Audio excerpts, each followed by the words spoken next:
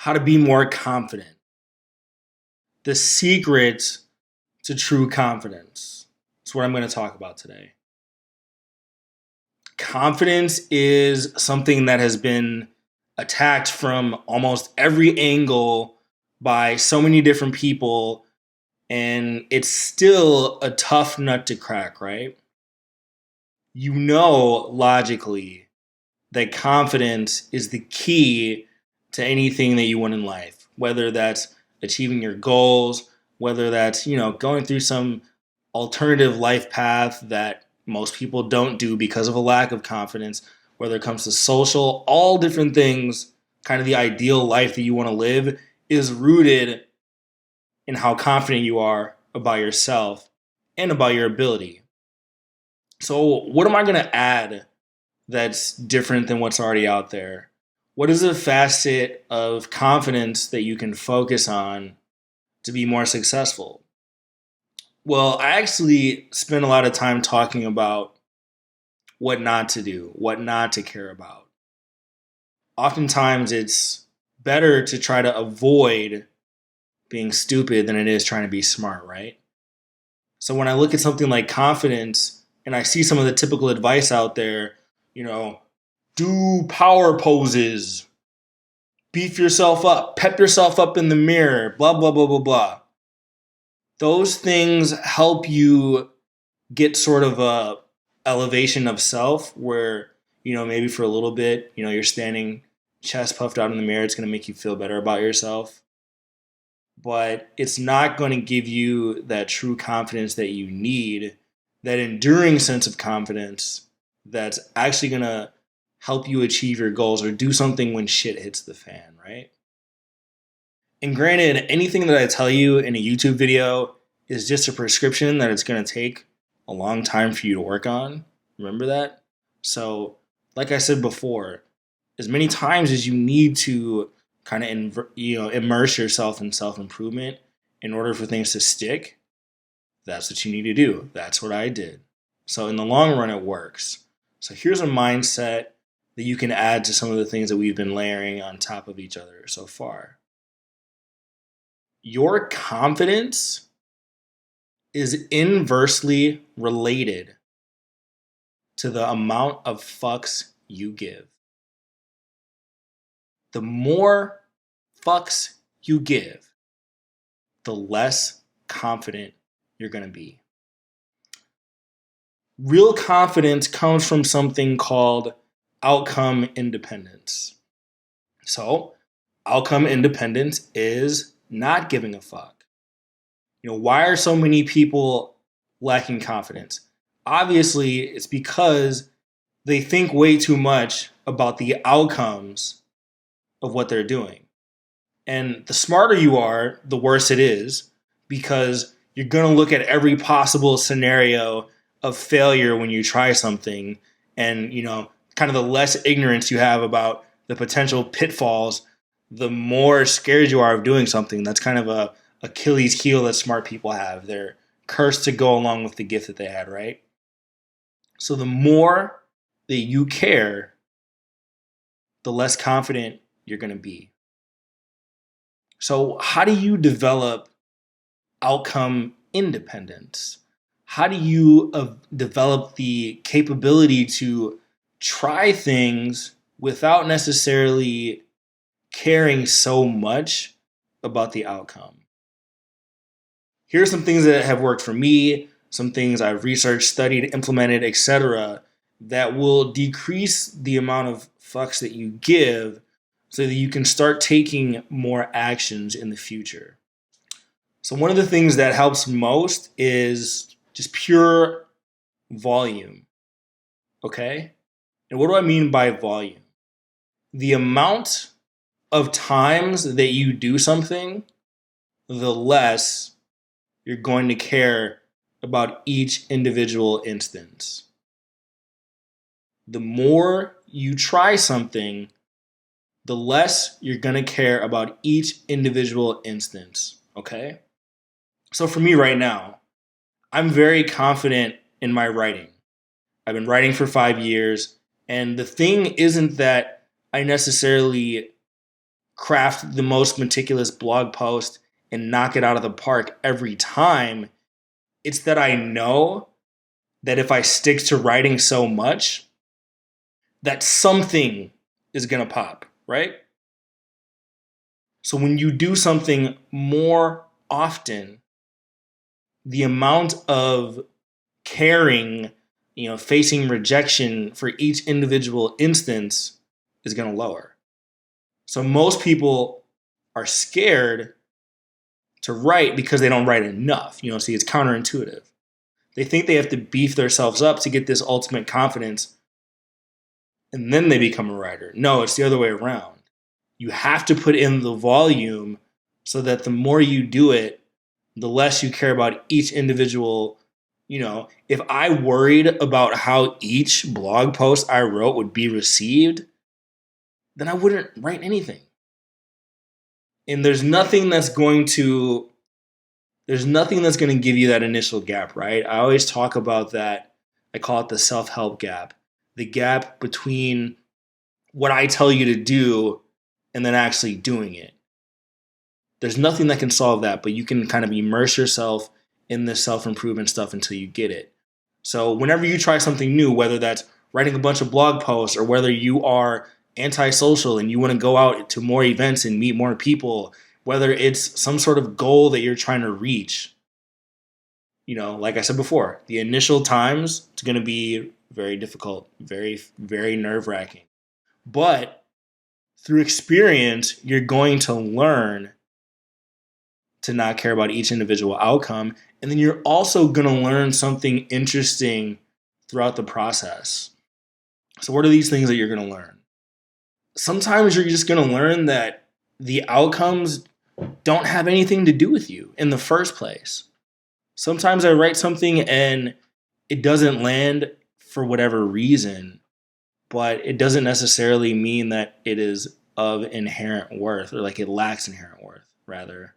If you approach someone across the room, and they don't respond to you socially the way you wanted it to, it very well might not have anything to do with you. Maybe they were having a bad day. Maybe they're distracted. Maybe they're stressed out. And, outcome independence often has something to do with not caring about what other people think about you. And one of the things that helps is realizing that other people are just as preoccupied with themselves as you are. Other people feel much of that same fear that you do. So when you're intimidated, especially in situations with other people, realize these people are human beings. They are self-conscious. They fart in bed. They poop. They are embarrassed. They are made of flesh and blood and have character defects and are kind of nervously, aimlessly wandering around the world just like you are. That's one thing that causes people to lack confidence, especially when dealing with other people. They paint caricatures of other people, thinking that other people have everything figured out, thinking that other people are super confident, thinking that other people are looking back at judgment with them because they lack confidence, when in reality, everybody feels this way for the most part. I mean, sure, there are some extremely confident people who just walk in a room and light it up, right? But for the most part, we're all walking around with our little neuroses. I'm in speech clubs, and if you want to see true like vulnerability and kind of nakedness and uncertainty, watch somebody get up in front of people and talk. Every layer that they've built through their life to present outwardly, it disappears. When you're in front of people, you're just naked, and you get to see how human beings really feel about themselves when they get up and talk in front of others. So that's just something to keep in mind, that nobody knows what they're doing. Nobody knows what they're doing to the point where you feel the need to care what they think. Marcus Aurelius has a great quote on this. He says, "You care about the opinion of people who kick themselves every 15 minutes? You care about the opinions of people who despise themselves?" That's what you're dealing with when you're worried about the opinions of other people. People who are preoccupied with themselves and despise themselves, right? So that's one thing. Volume, the more you do something, the less you're going to care about each individual instance, right? So, like if you're an athlete, you look at your life in seasons. So, you're trying to get to the championship one season, but if you don't make it to the championship in one season and you're not old, are you going to retire? Oh, didn't win the championship this year. Guess it's just time to give up. No, you know that each individual season, each instance doesn't dictate whether or not you're going to be able to win that championship next year. And that's the type of attitude that you have to adopt in life. That less of a fuck giving attitude. That idea that the more repetition you put in at anything, the less each individual thing is going to count. But I've belabored that point. Now, the second thing that's going to help you with your outcome independence is just doing things that make you feel relatively more important in the pecking order, you know? So if there's things that you feel about yourself, you know, inadequacies that you can fill through your own action in order for you to care less about what other people think, go ahead and do it. You know, if you walk into an event wearing sweatpants, you're going to feel more dependent on your words, your personality to get people to like you. But hey, if you walk in a tailored suit and you're in great shape, you're going to kind of look at yourself and be like, all right, I'm kind of the shit around here. You know, maybe I shouldn't care about so much about what other people think, you know, and that's where self-improvement as a whole comes in. Like it's funny, the more you work on yourself and you see that growth, you kind of look around and you're like, all right, I'm kind of getting the hang of this. Why am I caring so much about everything else that's going on around me? Like I'm on my grind. I'm on my mission. I'm doing these simple things to make me feel better. Thus, I'm going to have more of a cavalier attitude because I do realize how preoccupied with other people are with themselves in a negative way. But I'm preoccupied with myself in a good way. I'm working on myself, right? So the more little independent areas you work on, the more you're going to have less of a sense of neediness on other people and on what people think. And that's kind of the counterintuitive, what I would call maybe number 3. The more needy you are, the further away you're going to get from what you want. So it's this idea that when you're chasing after something, it's running away from you. It's trying to elude you. But when you develop the attitude that things are going to come to you, you're not walking around so worried all the time.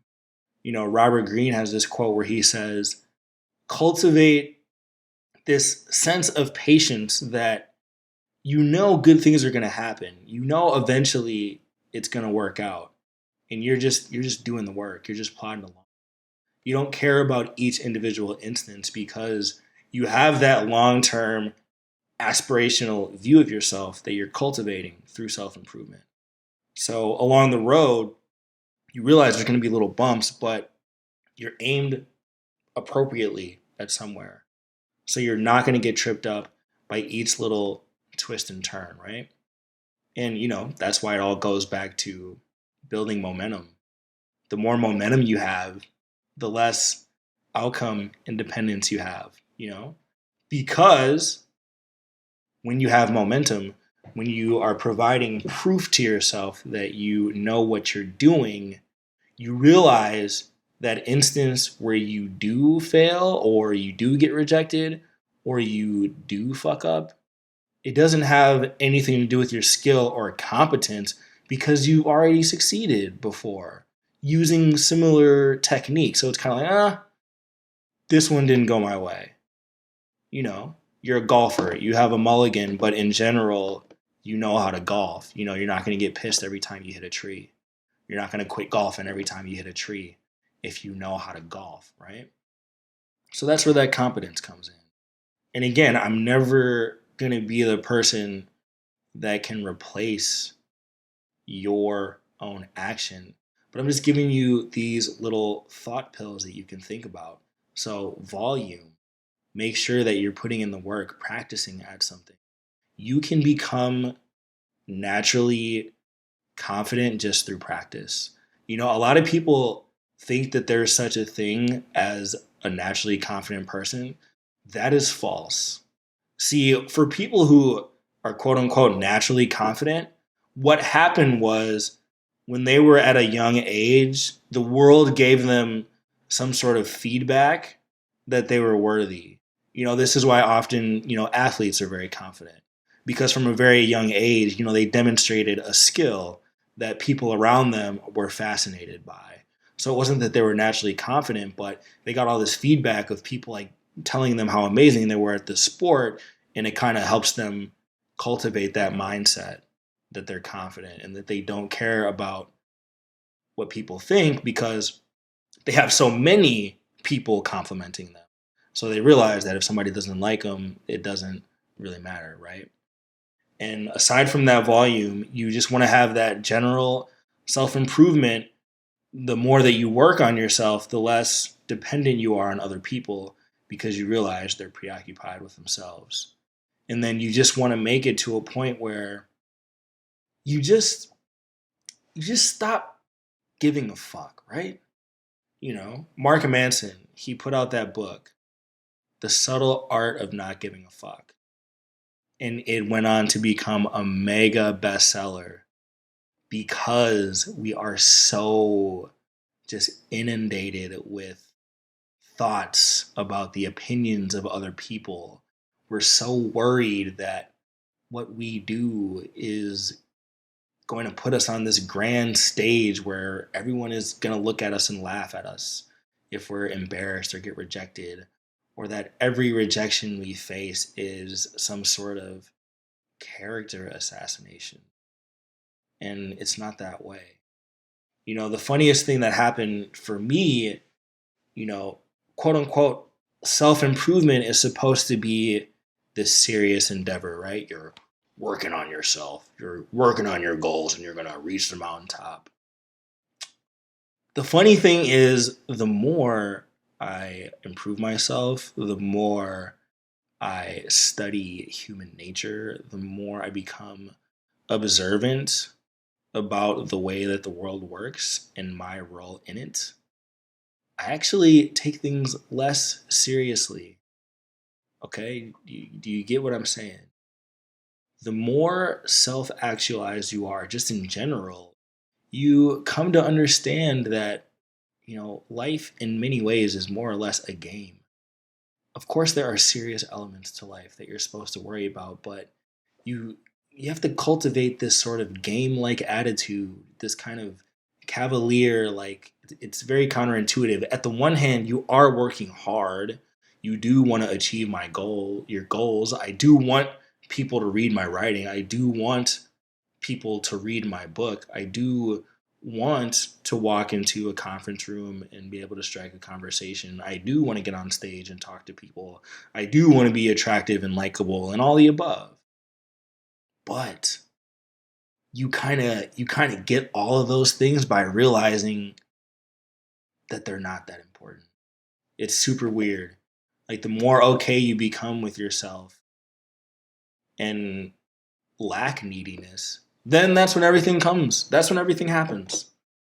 When you're just kind of just generally working on getting better and you're not like keeping your eye out, oh, which blog post is going to do well? Oh, which girl or boy or whatever, who is going to like me? Who's looking at me? Who's doing this? And you're kind of just like, nah, man, I'm just chilling, improving myself, trying to get by in the world, you know, then that's when opportunities come. Then that's when you're attractive. The whole idea of confidence is really just being okay with yourself And one of the biggest ways to be okay with yourself is to figure out a way to remove your needs, neediness, your needs for anything else outside of you to sustain you. And that's why I think, education and self improvement and self awareness are so important. I look at myself, I have a lot of weird qualities and quirks. I have things, I have flaws, I have mistakes. I'm kind of like, shit, man, so is everybody else. We're living on this planet sustained by a giant ball of fire 93 million miles away. And we're just trying to figure it out. That's all we're trying to do. And so when you come from that place, you have a little bit more confidence, more abundance. So counterintuitively, again, the more you just kind of work on yourself and keep kind of taking at bats without worrying about striking out, you're going to get kind of these unlimited pitches until you die. For you gamers out there, every time you get rejected, you get to respawn and try it over again. And, there will be periods where you will get rejected, fail, get embarrassed, and it will hurt. But the more you practice at it, the less it will hurt over time. And then you'll reach this point where, like, you actually don't care. And then you'll get everything you want. So that's how you build confidence. Until next time, guys, like the video if it was useful to you. Subscribe to the channel if you haven't already. Leave a comment. If there's something you want me to talk about, I'm definitely open to doing Q&A format. So if you have a question you're just dying to ask and you think that I could help in some way, drop a comment. I'll jot it down on a piece of paper and get to it when I can. Thank you.